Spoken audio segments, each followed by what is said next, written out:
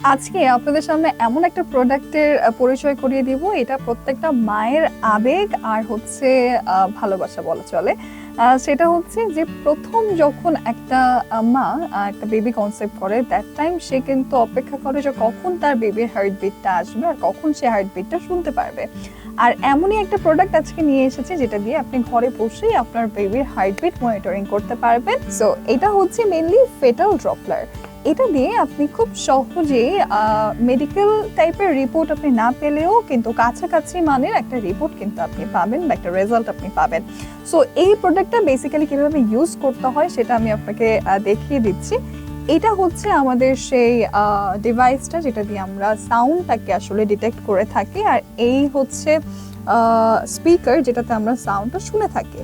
So এখানে on button আছে, on বাটনে যদি আপনি প্রেস করেন দেখবেন প্রোডাক্টটা অন হয়ে গিয়েছে।